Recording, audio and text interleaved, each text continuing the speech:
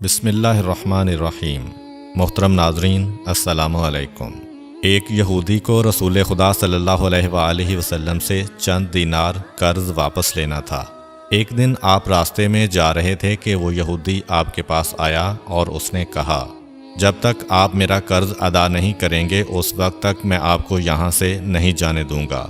نبی اکرم صلی اللہ علیہ وآلہ وسلم نے فرمایا، اس وقت ادائیگی کے لیے میرے پاس کچھ بھی نہیں ہے۔ یہودی نے کہا، جب تک آپ میرا قرض واپس نہیں دیں گے میں بھی آپ کو یہاں سے جانے نہیں دوں گا۔ آپ نے فرمایا، اگر یہ بات ہے تو میں تیرے ساتھ یہیں بیٹھ جاتا ہوں۔ یہ کہہ کر آپ اس کے ساتھ بیٹھ گئے۔ جیسے جیسے وقت گزرتا گیا آپ کے صحابہ وہاں جمع ہوتے گئے۔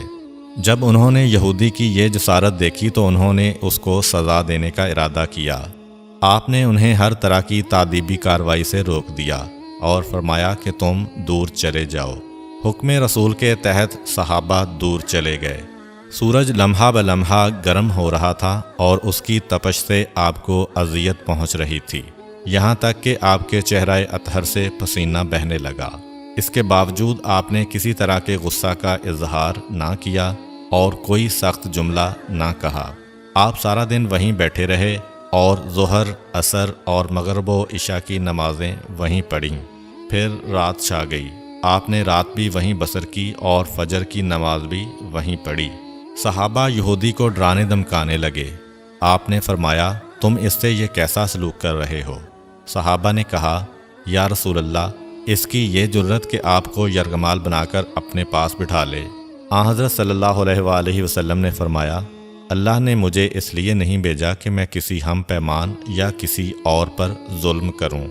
جب دن چڑھا تو یہودی نے کلمہ اسلام پڑھتے ہوئے کہا، اشہد ان لا الہ الا اللہ و اشہد ان محمدً عبدہ و رسولہ۔ میں اپنی دولت کا ایک حصہ راہ خدا میں دیتا ہوں۔ میں نے آپ کو اس لیے نہیں روکا تھا کہ میں آپ کی توہین کروں۔ اس ذریعے سے میں آپ کے پیمانہ صبر کو آزمانا چاہتا تھا، کیونکہ تورات میں نے آپ کی یہ صفت پڑھی ہے، محمد بن عبداللہ مکہ میں پیدا ہوگا اور طیبہ کی طرف ہجرت کرے گا۔ وہ تندخو اور سخت مزاج اور بیہودہ گوئی کرنے والا نہ ہوگا اور کوئی جھوٹی بات زبان سے نہیں کہے گا۔ اس طرح سے میں نے آپ کو یہاں رکھ کر اس بات کی تصدیق کی ہے کہ تورات نے بالکل سچ کہا تھا۔ رسول اکرم صلی اللہ علیہ وآلہ وسلم مبعوث برسالت ہونے کے 3 سال بعد تک خفیہ طور پر دعوت اسلام دیتے رہے۔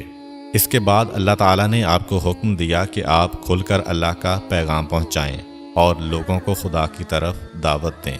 ایام حج شروع ہوئے تو پورے جزیرۃ العرب سے لوگ مکہ کی طرف آنا شروع ہوئے۔ نبی اکرم صلی اللہ علیہ وآلہ وسلم کوہ صفا پر چڑھے اور آپ نے بلند آواز سے فرمایا، لوگو، میں اللہ کا رسول ہوں، تم اللہ رب العالمین پر ایمان لے آؤ۔ لوگ آپ کی طرف متوجہ ہوئے اور انہوں نے تعجب سے یہ اعلان سنا اور سب کی خواہش ہوئی کہ وہ اعلان کرنے والے کو دیکھیں۔ پھر آپ صفا سے اتر کر مروہ آئے اور وہاں پر بھی آپ نے 3 بار یہی اعلان کیا۔ جب ابو جہل نے آن حضرت صلی اللہ علیہ وآلہ وسلم کا یہ اعلان سنا تو اسے سخت غصہ آیا۔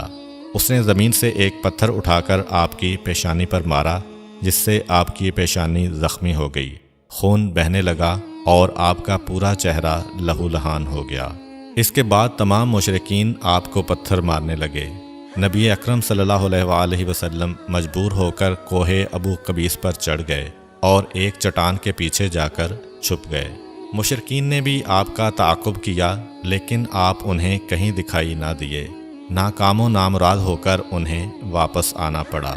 اسی اثناء میں ایک شخص نے حضرت علی علیہ السلام کو اس واقعہ کی اطلاع دی اور کہا کہ میرا خیال یہ ہے کہ محمد مارے جا چکے ہیں، نعوذ باللہ۔ یہ سن کر حضرت علی علیہ السلام کو شدید دکھ ہوا اور آپ